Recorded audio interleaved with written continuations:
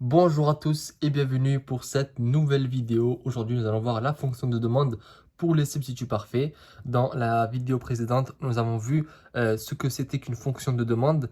Mais là, on va s'intéresser pour les cas des substituts parfaits puisque leur fonction de demande va être un peu spéciale vu qu'il va y avoir plusieurs possibilités et qu'on va voir que sa solution n'est pas une solution intérieure.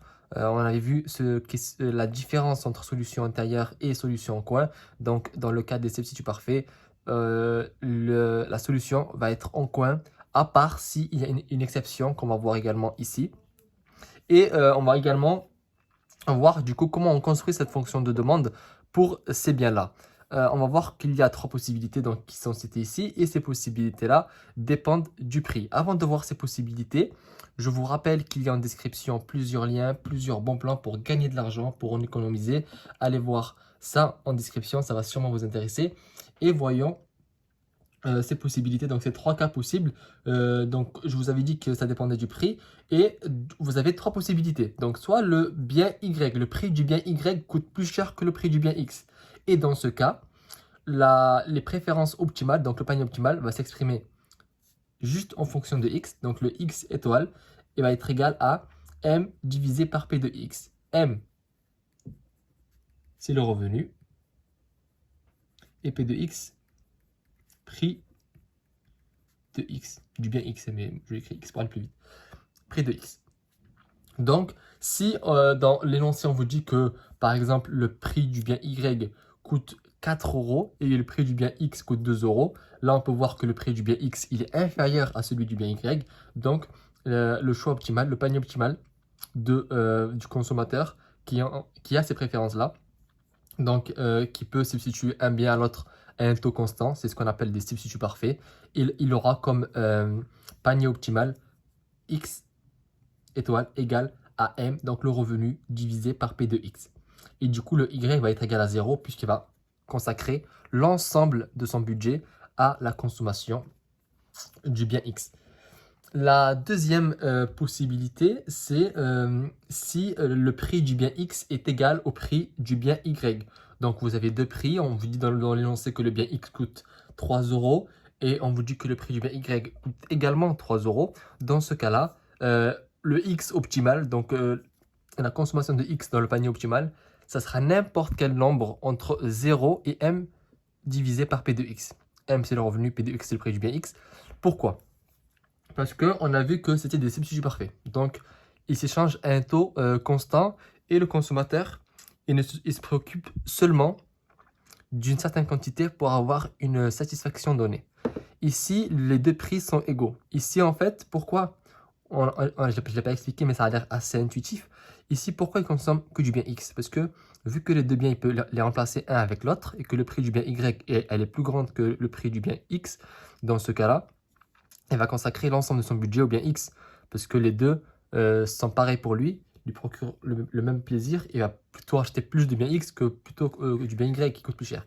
Mais ici, vu que les deux prix sont égaux, alors le consommateur, il va, en fait, ce sera n'importe quel panier ici. Lui, sur la courbe d'indifférence, ce sera n'importe quel panier parce que les deux biens coûtent le même prix. Du coup, le X va s'exprimer entre 0 et 1 P de X et le Y va s'exprimer entre 0 et M divisé par P de Y. Mais attention, il faut que les deux respectent la contrainte de budget. Donc, s'il consomme une certaine quantité de X, il faudra retirer à M la quantité qu'il a dépensée en bien X. D'accord? Donc, si les prix sont égaux, ce sera cette fonction de demande. Bon, c'est assez rare, je dois avouer que les prix soient égaux pour les deux biens. Mais bon, il faut quand même voir cette possibilité-là. Et du coup, pour si P de X, cette fois-ci, est supérieur à P de Y, donc on a deux biens, X et Y, on vous dit que le prix du bien X est plus important que le prix du bien Y. Alors dans ce cas-là, la fonction de demande du bien X, c'est très simple, c'est 0. Parce que là, c'est à l'inverse du premier cas qu'on a vu. Tout c'est parce que le prix du bien X coûte plus cher que le P de Y. Dans ce cas, le consommateur va dépenser l'ensemble de son budget pour le bien Y. Donc le bien Y étoile va être égal à M divisé par P de Y. Et x étoile va être égal à 0. Donc, voyons un peu maintenant sur la courbe d'indifférence ce que ça signifie. Puisque là, on a vu les fonctions de demande, mais je pense qu'il faudra visualiser pour mieux comprendre. Donc, on a vu dans la vidéo sur les substituts parfaits. D'ailleurs, si vous ne l'avez pas encore vu, je vous conseille de la voir. Ça vous permettra de voir un peu mieux ce que c'est que des substituts parfaits. On avait vu que les courbes d'indifférence, donc c'est tout ce qui est parallèle là, c'est les courbes d'indifférence des substituts parfaits. Elles sont linéaires, décroissantes et elles ont un taux constant, un TMS constant. Donc leur pente ici, c'est moins 1, d'accord? Et ici, on a une droite de budget. Donc cette droite-là qui n'est pas parallèle aux autres, c'est celle-là là, que je vais un peu rayer. Celle-là, c'est la droite de budget. Donc on avait également vu qu'est-ce que c'était qu'une droite de budget.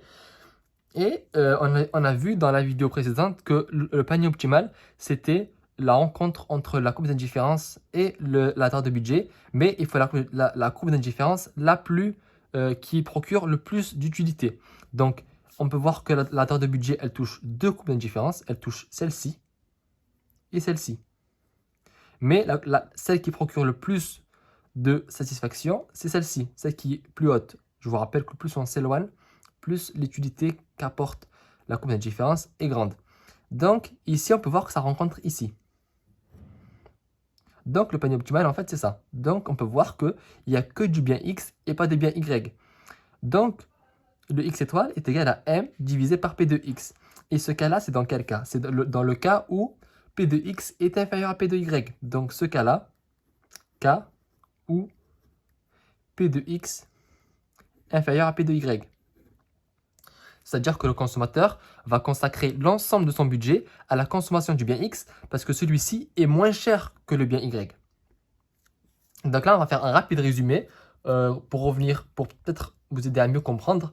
Ici, on a trois possibilités. Donc, soit le prix du bien X il est inférieur à celui du bien Y. Le consommateur, son panier optimal, va être composé uniquement du bien X et ça sera M divisé par P de X. M, c'est le budget, enfin, c'est le revenu, et P de X, le prix du bien X.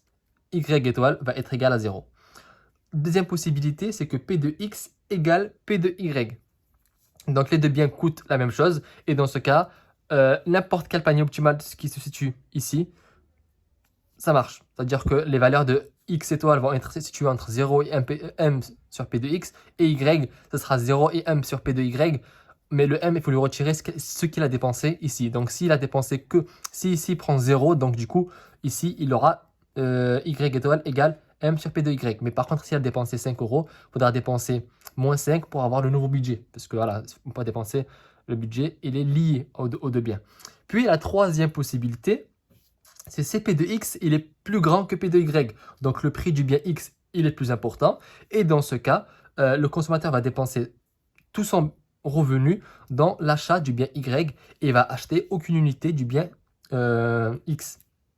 Et on a vu que la courbe d'indifférence ici, donc les courbes d'indifférence d'un substitut parfait, elles sont linéaires.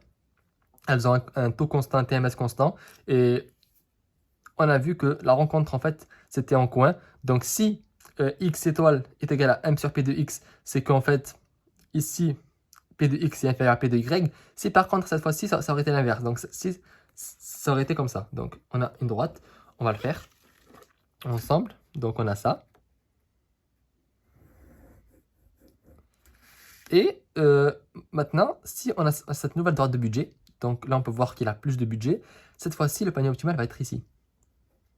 Parce que ce panier-là, on a dit que le panier optimal se situait sur la courbe d'indifférence qui procure le plus de satisfaction. Cette fois-ci, c'est celle-ci. Donc, le panier optimal, il est ici. Et là, ça correspond au cas où P de X est plus grand que P de Y. Donc, le consommateur va consacrer l'ensemble de son budget à l'achat du bien Y et il aura 0 bien X. D'accord? Ici, c'est 0. Et là, c'est l'inverse. Il aura 0 bien Y et que du bien X. Parce que ici, c'est l'inverse. Donc, P de X est inférieur à P de Y.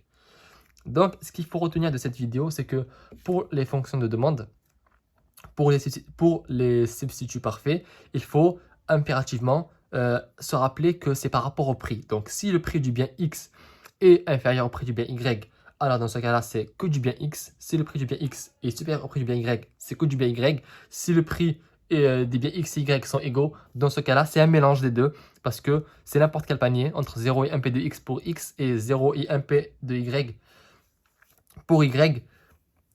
c'est vraiment ce qu'il faut retenir de cette vidéo. Après, il faut aussi imaginer dans son cerveau que c'est ce dessin-là que vous avez en fait dans votre tête pour le retenir. En tout cas, j'espère que cette vidéo vous a été utile. Je vous donne rendez-vous dans les prochaines vidéos sur les bons étudiants et à très bientôt.